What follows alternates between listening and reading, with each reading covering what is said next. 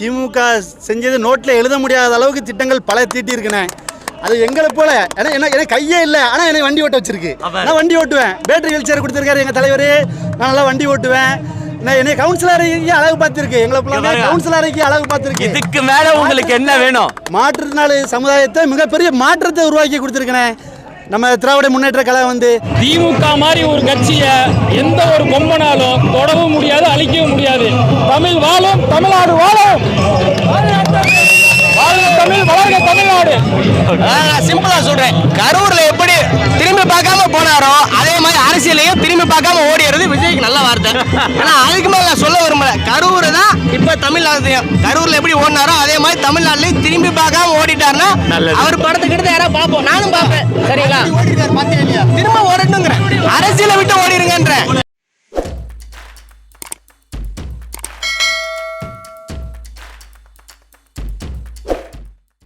Whistle அடிச்சு பக்கத்தில் இருக்கவங்க பூரா எல்லாம் டார்ச்சர் பண்றாங்க. அது மனுஷ ஜென்மா இருந்தாலும் அவங்க ஃபுல்லா எல்லாமே அணில் குஞ்சு அதெல்லாம் நம்ம ரொம்ப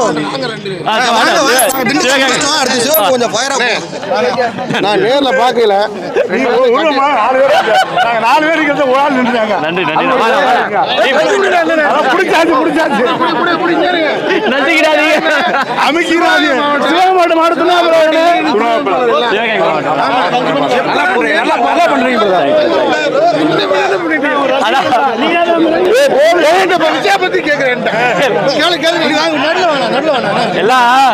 சிவகங்கை மாவட்டத்துல இருந்து வந்திருக்கிறாங்க, போட்டு நசுக்கிடுவாங்க போன நம்மள. ரொம்ப பாசகரால்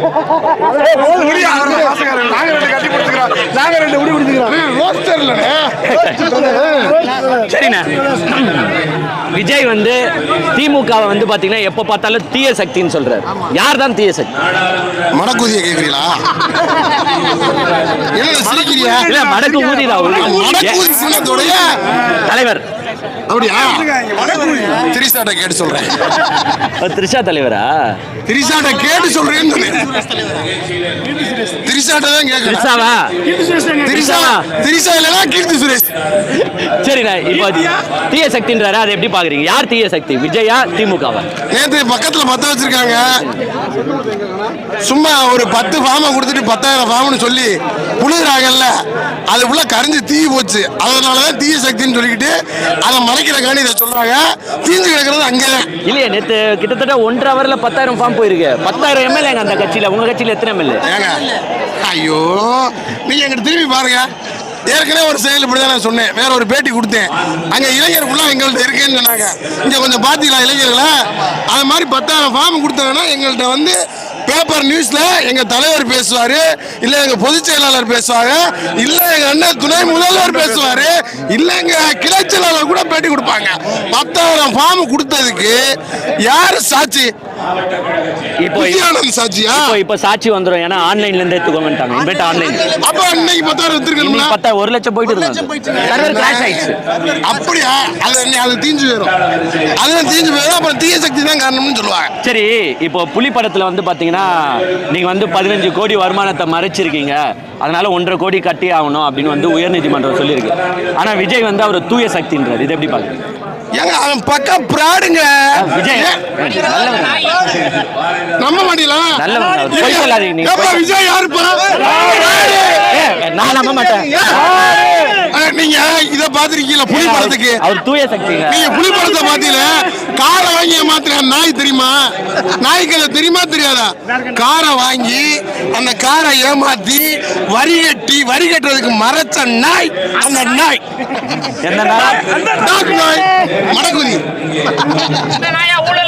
சரி, இப்போ விஜய் வந்து எப்பவுமே சொல்லுறது வந்து ஒன்னு டிவிக்கு, இன்னொன்று டிஎம்கே. டிஎம்கே நான் 2020 பேசுறியா? அப்படி பேசாதீங்க, மடக்குதின்னு சொல்லுங்க. சரி, ஒன்னு மடக்குவுதி, இன்னொன்னு உதயசூரியன்றாரு. போட்டி உண்மையிலே அப்படிதான் இருக்கா? மேல பாருங்க, என்ன தெரியுது? உதயசூரியன் நீங்க சொன்னது எங்கேயாவது தெரியுதா? அதான் அதுக்கு பதில். எங்க அண்ணன் 2 அடுத்து அவர் மாவட்ட இளைஞர் துணை அமைப்பாளர். நீங்க வந்து இந்த மடக்கூதியை பத்தி பேச வேண்டாம், எங்களை கேட்கவே வேண்டாம். சரி, நான் திமுக நம்ம நமக்கு எதிர்ப்பு ஆளே இல்லை. இருந்தாலும் மற்ற கட்சிகளை பத்தி சொன்னா நல்லா இருக்கும். சரி, இப்போ திரிசாவை பத்தி பேசுவோம். திமுக வந்து இந்த 5 வருஷத்துல என்ன செஞ்சிருக்கு, மக்களுக்காக என்னென்ன திட்டம் கொடுக்கு, என்ன செய்யலைன்னு நீங்க நினைக்கிறீங்க? எதனா ஒரு கொஞ்சம் ஒண்ணு திட்டம் சொல்லிடுறேன். இல்ல நம்ம ஆட்சிக்கு வரும்போது பாத்தீங்கன்னா கொரோனா காலகட்டம் ரொம்ப இக்கட்டான நிலைமையில நம்ம தலைவர் வந்து பதவியேற்றாரு.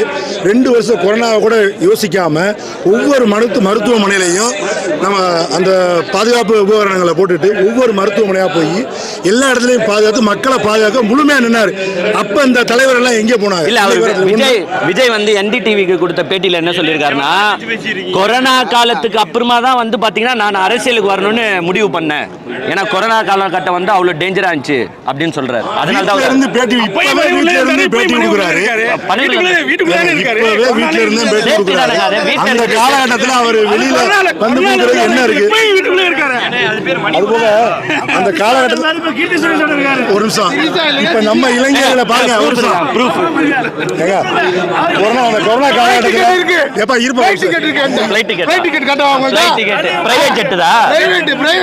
ஒரு நிமிஷம் கொரோனா காலகட்டத்தில் நம்ம டிஎம்கேல இளைஞர் அணியில இருந்து ஒன்றிய கழகங்கள்ல இருந்து எல்லாரும் வீடு வீடா போய் உதவி பண்ண சொல்லி அவ்வளோ பண்ண சொன்னாங்க. நிறைய நலத்திட்டங்கள் எதிர்கட்சியா இருக்கும் போதே பண்ணோம். அந்த காலகட்டத்தில் கடைசி 2 வருஷம் நாங்கள் ஆட்சிக்கு வரும்போது பார்த்தீங்கன்னா இக்கட்டான நிலைமையிலையும் பண்ண சொன்னார். இவங்கெல்லாம் மற்ற அதிமுகவா இருக்கட்டும் பாஜகவா இருக்கட்டும் எங்கேயாவது உதவி பண்ணியிருப்பாங்களா? எங்கள் இளைஞர்களை வந்து ஒவ்வொரு இடத்துலையும் உதவி பண்ணுறதுக்காக இன்னைக்கு இளைய தலைமுறை இளம் பேச்சாளர் ஒரு 200 பேரை உருவாக்கியவர் எங்கள் இளம் தலைவர். அந்த மாதிரி ஒரு தமிழ்நாட்டுக்கு அடுத்த தமிழ்நாட்டை உருவாக்குறதுக்கான நல்ல ஒரு என்ன சொல்றது, நல்ல ஒரு திட்டங்களை கொண்டு வந்திருக்காரு. கொள்கைவாதிகளை கொண்டு வந்திருக்காரு. நீங்க சொன்ன திட்டங்கள்லாம் செயல்படுத்தலன்னு சொல்றாங்க. எல்லாமே செயல்படுத்திருக்காரு. மகளிர் உரிமை தொகையா இருக்கட்டும், பஸ் மகளிர் பேருந்தா இருக்கட்டும், அதே மாதிரி இப்ப கடைசியில் பார்த்தீங்கன்னா கல்லூரி மாணவிகளுக்கு லேப்டாப் கொடுக்குறது. இதை விட முத்தான திட்டம் என்னன்னா காலை உணவு திட்டம் கொடுத்துருக்காரு பாருங்க. ஜெர்மன் நாட்டில் முதற்கொண்டு இப்ப இந்த திட்டத்தை பண்றாங்க. சொல்லாம செஞ்ச திட்டங்களே நிறைய இருக்கு. சொன்ன திட்டங்களை விவரிக்கணும்னா அதுக்கு ஒரு நாள் பத்தாது. சொல்லாத திட்டங்கள் நிறைய இருக்கு. ஒரு திட்டம் இருக்கு தலைவா, 48 திட்டம் இருக்கு. நம்ம காக்க 48 திட்டம் இருக்கிறதுல சிறந்த திட்டம். நமக்கு மட்டும் கிடையாது, அது வெளிமாநிலத்துக்காரங்களும் வந்தாலும் ஆக்சிடென்ட் ஆனாலும் அந்த 48 மணி நேரம் எந்த ஹைடெக்கான எந்த ஹாஸ்பிட்டலில் போனாலும் அதை வந்து நமக்கு வந்து 48 மணி நேரமும் மொத்த செலவே அரசே இருக்குது. இது வந்து இந்த மாதிரி திட்டங்கள் யாருங்க சிந்திப்பா?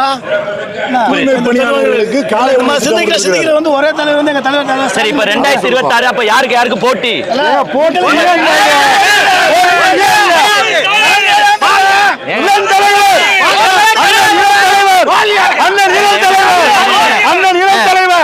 எங்க விஜய் வீடியோ போட்டா 1 கோடி பேர் பாக்குறாங்க. 2 கோடி வியூ 10 கோடி. அவரு வீட்டுல இருக்காரு. வீடியோ பார்க்கணுமா, நல்லா செய்யணுமா? 1 கோடி வியூஸ் வரணும். 1 கோடி வியூ. சாக்கடையில கொசு அதிகமா தான் ஓட்ட பாருங்க. எலெக்ஷன்ல ஓட்ட பாருங்க யாரு கூட வாங்குறாங்க. அது வந்து வச்சுக்கிறோமா? எத்தனை மெமரி எடுத்துட்டு வந்திருக்கீங்க? பத்தாது. கும்பத்தலக்கடி கும்மாவா இளைஞரணி சும்மாவா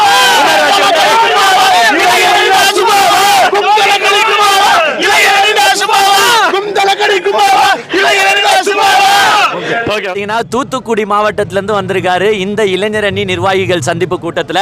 இங்க பாருங்க, அவருக்கு கூட வந்து ஐடி கார்ட்ஸ் இருக்கு. ஆனா உங்க பேர் என்னன்னா? என் பேர் சின்ன ராஜாண்ணா. சின்னராஜ். எந்த மாவட்டம்னா நீங்க? நான் தூத்துக்குடி வடக்கு மாவட்டம்ண்ணா. இந்த பாருங்க, அவர் வந்து அவருடைய பேரு சின்னராஜன் போட்டு அவர் போட்டோ போட்டு அங்க பாருங்க, கிளை அமைப்பாளர் தூத்துக்குடி வடக்கு மாவட்டம். இப்படி தான் வந்து பார்த்தீங்கன்னா எல்லாருக்குமே ஐடி கார்ட்ஸ் இருக்குது. ஸோ இது வந்து இளைஞர் அணி பொதுக்கூட்டமோ இளைஞர் அணி மாநாடோ கிடையாது. இது வந்து இளைஞர் அணி நிர்வாகிகள் சந்திப்பு. ஸோ ஜஸ்ட் 1.5 lakh இளைஞர்கள் மட்டுமே வந்து பார்த்தீங்கன்னா இங்கே நிர்வாகிகளாக இருக்காங்க. ஆனால் சில கட்சியில் வந்து பார்த்தீங்கன்னா மொத்த இளைஞர் அணியை கூட 1.5 லட்சம் இருக்குமான்னு தெரியாது. பட் இங்கே தெற்கு மண்டலத்தில் கிட்டத்தட்ட 1.5 லட்சம் இளைஞர் நிர்வாகிகள் இருக்காங்க. சரி, இப்போ அண்ணங்கிட்ட நம்ம வந்து 50 கொள்கைகளை பற்றி கேட்போம். ஏன்னா நம்ம வந்து வார்த்தைக்கு வார்த்தை தாவேகா தொண்டர்களை வந்து தற்குறி கூட்டம்னு சொல்கிறோம். நம்ம திமுக காரங்களை வந்து கொள்கைவாதி கூட்டம்னு சொல்கிறோம். இப்போ வந்து சரி, கொள்கையில் வந்து அண்ணங்கிட்ட கேட்போம். ஆனால் நம்மளுடைய திமுகவின் 50 கொள்கைகள் எதனா சொல்லுங்களேன். திமுகவின் 50 கொள்கைகள்: அண்ணா வழியில் அயராது உழைப்போம், ஆதிக்கமற்ற சமுதாயத்தை உருவாக்குவோம், இந்தி திணிப்பை என்றுமே எதிர்த்து போராடுவோம், மத்தியில் கூட்டாட்சி, மாநிலத்தில் எங்கள் சுயாட்சி, வன்முறையை தவிர்த்து வறுமையை ஒழிப்போம். இதுதான் வந்து பாருங்க, இதனால தான் நம்ம என்ன சொல்றோம்னா திமுக காரங்க எல்லாமே கொள்கைவாதிகள். இங்க வந்து வருது எல்லாமே விசிலடிச்சான் குஞ்சுகள் கிடையாது. இங்க ஏன் வராங்கன்னா தலைவரை பார்க்கறதுக்கு மட்டும் கிடையாது, தலைவருடைய பேச்சை கேட்பதற்காகவும். அதனால தான் வந்து பாருங்க கொள்கைனா என்னன்னு கேட்டவுடனே அவரால் சொல்ல முடியுது. ஆனா விஜய் கட்சியில போயிட்டு கொள்கைனா என்னன்னு கேளுங்களேன், ஒன்றும் தெரியாது, ஒருத்தருக்கும் சொல்லவும் வராது. சரி, நான் இப்போ திமுக என்னென்ன இந்த 5 வருஷத்துல செஞ்சிருக்குன்னு நீங்க நினைக்கிறீங்க? திமுக செஞ்சது நோட்டில் எழுத முடியாத அளவுக்கு திட்டங்கள் பல தீட்டி இருக்குண்ணே. அது எங்களை போல எனக்கு கையே இல்லை, ஆனால் எனக்கு வண்டி ஓட்ட வச்சிருக்கு. நான் வண்டி ஓட்டுவேன். பேட்டரி வீல் சேர் கொடுத்துருக்காரு எங்கள் தலைவர். நான் நல்லா வண்டி ஓட்டுவேன். நான் என்னை கவுன்சிலருக்கு அழகு பார்த்துருக்கு. எங்களை போல கவுன்சிலருக்கு அழகு பார்த்துருக்கு. இதுக்கு மேல உங்களுக்கு என்ன வேணும்? மாற்றுத்திறனாளி சமுதாயத்தை மிகப்பெரிய மாற்றத்தை உருவாக்கி கொடுத்துருக்கேன். நம்ம திராவிட முன்னேற்ற கழகம் வந்து ஸ்டாலின் அப்பா கவுன்சிலரா நீங்க? இல்ல, நான் அடுத்த கவுன்சிலர் ஆக போறேன். அடுத்த கவுன்சிலர் அந்த நம்பிக்கையை ஏற்படுத்தி கொடுத்திருக்கு பாருங்க திமுக. கைகளே இல்லாவும் கால்களே இல்லாவும் கவுன்சிலருக்கு நாங்களும் மக்களுக்கு சேவை செய்து விட்டு இருக்கோம். அந்த அளவுக்கு எங்க தலைவர் எங்களை உருவாக்கி கொண்டு வந்திருக்காரு. எங்க மாற்றுத்திறனாளி சமுதாயத்தை மிகப்பெரிய மாற்றத்தை உருவாக்கி கொண்டு வந்திருக்காரு. விவேகானந்தர் ஒரு முறை பெரிய கூட்டத்தில் என்னிடம் 100 இளைஞர்களை கொடுங்க, நான் மொத்த இந்தியாவை மாற்றேன்னு சொன்னாரு. எங்க தலைவர் எங்களை போல உள்ள கைகளே இல்லாத ஒரு 100 இளைஞரை கொடுத்தாலும் மொத்த இந்தியா உலகத்தை மாற்றி கொடுத்த அளவுக்கு எங்க தலைவர்கிட்ட தைரியம் இருக்கு. எங்க உதயநிதி அண்ணாங்கிட்ட இருக்கு. இப்போ விஜய் வந்து திமுகவை தீய சக்தின்னு சொல்றாரு, அதை எப்படி பாக்குறீங்க? அப்போ தீய சக்தி அவர் என்னண்ணே? விஜய் 41 பேரை கொண்டாருனே, அவரு தீய சக்தியா நாங்க தீய சக்தியானே? விஜய் ஆன்சர் பண்ணுங்க. கொன்னுட்டு ஓடினாருனே எங்க தலைவர்னே. இப்ப இனி பார்க்கட்டும், இனி பார்த்தோன்னே காரன் பட்டி என்ன தம்பி நல்லா இருக்கியா தோல் மேல போடுவாருனே. எல்லாருமே கை கட்டி வாய் புத்தி காலில் விழுந்து வந்துவாங்க. எங்க தலைவர் அப்படி இல்லை, எங்களை தோல் தட்டி தூக்கி விட்டவர் எங்க தலைவர் வந்து. இப்போ விஜய் வந்து சரி உங்களை தீய சக்தின்றாரு, அவரு தூய சக்தின்றாரு. 2026 நான் திமுகவை கண்டிப்பா வீட்டுக்கு அனுப்பிடுவேன் அப்படின்னு சொல்றாரு, அதை எப்படி பாக்குறீங்க? ஐயோ அண்ணே, 2000 நீங்க பாத்தீங்களா கூட்டத்தை, மக்கள் இளைஞர் கூட்டத்தை பாத்தீங்களா? போன மகளிர் கூட்டத்தை பாத்தீங்களா? இல்ல, இப்போ இளைஞரணியே வந்து என் பக்கம் தான், இளைஞர்கள்லாம் என் பக்கம் தான் சொல்றாரு. இல்ல அப்படி இல்லைண்ணே, சும்மா பாக்குறதுக்காண்டி போவாங்கண்ணே, சும்மா பார்க்க போவாங்க. அதனால் உண்மையாக அப்படி வரமாட்டாங்க. இங்கே வந்து பார்க்க சொல்லுங்கள் அவரை. இங்கே 10 லட்சம் மேலே இளைஞர் மேலே இங்கே கூடியிருக்காங்க. தளபதியை பார்க்கறதுக்கும் தலைவரை பார்க்கறதுக்கும் இதானே உண்மையான இளைஞர் பட. இதுதான் பாருங்க, தூத்துக்குடி மாவட்டத்திலேருந்து இங்கே வந்து இந்த இளைஞரணி நிர்வாகிகள் சந்திப்பு கூட்டத்திற்கு என்னால் முடியலனாலும் பரவாயில்ல, நான் வந்து தலைவரையும் துணை முதல்வரையும் பார்க்க வருவேன் அப்படின்ட்டு இது வந்திருக்காரு பாருங்க. இவர் வந்து வருங்காலத்து கவுன்சிலர் ஆகணும் அப்படின்றத வந்து நம்ம வந்து ஒரு வாழ்த்தா தெரிவிச்சுக்கிறோம் அண்ணனுக்கு. நன்றி நன்றி நன்றி. விஜய் வந்து இளைஞர்கள்லாம் ஒன்றா இருக்காங்கன்னு இளைஞர்கள் எல்லாருமே எங்க பக்கம் தான். இளைஞர் எல்லாருமே திமுக பக்கம் தான், உதயநிதி ஸ்டாலின் பக்கம் தான். ஒரு நிமிஷம், விஜய் என்ன சொல்றாருன்னா என் பக்கம் தான் பல கோடி இளைஞர்கள் இருக்காரு. கிடையவே கிடையாது. 205 இடம் திமுக வருது, 205 இடம் ஜெயிக்கிறோம். அடுத்து உதயநிதி ஸ்டாலின் தான் முதல்வர். ஸ்டாலின் பொறுப்பாடு சரியாக முடிக்கிறோம். அவர் வந்து ஊழலை ஒழிக்க போறேன்னு சொல்றாரு. ஆமா, முடியவே முடியாது. அவர் என்ன, இவரே ஊழல், இவரே வந்து வரி கட்டாம இருக்காரு. வரி கட்டாம இருக்காரு. அதுக்கு 1.5 கோடி ரூபாய் இப்ப தண்டை போட்டிருக்காங்க. இதுக்கு ஒரு பதில் சொல்லுவாரா அந்த விஜய்?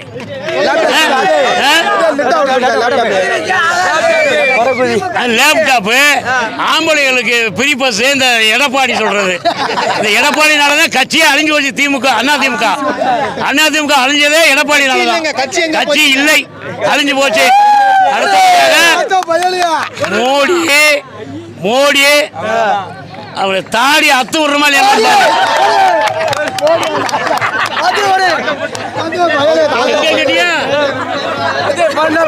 மோடி எங்க கிட்டியா மோதுற சரியான வழிக்கு நாங்க பரிசீலிக்கிறோம். உனக்கு நாங்க மனுஷனே கிடையாது. திமுக அவ்வளவு கேளப்பைய நினைச்சா, திமுக அவ்வளவு கேளப்பைய நினைச்சா மோடியை தாடி அத்துருவான். தமிழக அரசு இந்த 5 வருஷத்துல என்ன நலத்திட்ட உதவிகள் மக்களுக்கு செஞ்சிருக்கு? முக்கியமான ஒரு நலத்திட்ட உதவினா பெண்களுக்கு மகளிருக்கு 1000 ரூபாய் உதவித்தொகை, மகளிர் உரிமை தொகை 1000 ரூபாய் உதவித்தொகை வந்து கொடுத்தது மிகப்பெரிய திட்டமா இருக்கு. மாணவர்களுக்கு கல்வி கற்கும் மாணவர்களுக்கு வந்து பாத்தீங்கன்னா புதுமை தமிழ் புதல்வன் திட்டம் சொல்லிட்டு தமிழ் புதல்வன் திட்டம், அதாவது கல்லூரி செல்லும் மாணவர்களுக்கு அரசு பள்ளியில இருந்து அவங்க கல்லூரிக்கு போனா அவங்களுக்கு மாசம் 1000 ரூபாய் தமிழ் புதல்வன் திட்டம். அப்புறம் வந்து பாத்தீங்கன்னா காலை சிற்றுண்டி போட்டிருக்காரு. காலை வந்து பாத்தீங்கன்னா உணவுத்தொகை காலையில மாணவர்களுக்கு வந்து பார்த்தீங்கன்னா பள்ளி கல்விக்கு மாணவர்களுக்கு மதிய உணவு திட்டம் இல்லாமல் காலை உணவு திட்டத்தும் சிறப்பாக செயல்முறைப்படுத்தி நடைபெற்று கொண்டு இருக்கிறது. அடுத்து தமிழகத்துக்கு வந்து பார்த்தீங்கன்னா முக்கியமான திட்டம்னு வந்து பார்த்தீங்கன்னா பஸ் வசதி மகளிருக்கு இலவச பேருந்து வசதி திட்டத்தை வந்து பார்த்தீங்கன்னா சிறப்பான முறையில் செயல்படுங்க. அனைத்து கட்சிக்காரர்களும் சொல்லும் வகையில் எந்த ஒரு திட்டமே சிறப்பாக செயல்படுத்தலைன்னு சொல்கிறாங்க. திட்டத்தை அடுக்கி சொன்னோம்னா ஒவ்வொரு திட்டமாக அடுக்கி சொன்ன திட்டத்தை விட சொல்லாத திட்டங்கள் நிறைய திட்டத்தை செஞ்சிருக்காரு. அந்த திட்டங்களை நீங்கள் உங்களால் தெரிய முடியவில்லை என்றால் இணையதளம் வாயிலாக பார்த்து எந்தெந்த திட்டம் இப்போ செயல்முறையில் இருக்கு என்று பார்த்து தெரிஞ்சுக்கங்க. ஊழலே பண்ண மாட்டேன்னு சொல்லிட்டு ஒருத்தர் வாக்குறுதி கொடுத்திருக்காரு. புலி படத்துக்கு 16 கோடி. இவர்தான் விசிலச்சாங்குஞ்சின் தலைவர் மடக்கு ஊதி அவர்தான் சொல்லியிருக்காரு. நாங்க வந்து இப்படி பண்ண முடியாது அப்படி பண்ணலன்றாரு. ஆனா மடக்கு ஊதி இருக்காருல்ல அந்த சின்னத்தோட தலைவர் தான் சொல்லியிருக்காரு எதுவுமே பண்ணல. ஆனா அவரே நமக்கு தான் ஓட்டு போட்டிருக்காரு.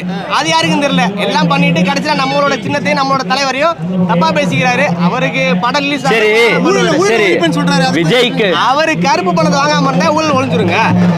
அவர் வாங்குறதெல்லாம் வாங்கிட்டு கடைசியில நம்மகிட்ட வந்து பேசுறாரு. சரி, விஜய் கட்சியில தான் வந்து இளைஞர்கள் இருக்காங்க, மத்த கட்சியில எல்லாம் இளைஞர்கள் இல்லன்னு சொல்றாங்க. சுத்தி பாருங்க, நடந்த மாநாட சுத்தி பாருங்க தலைவரே.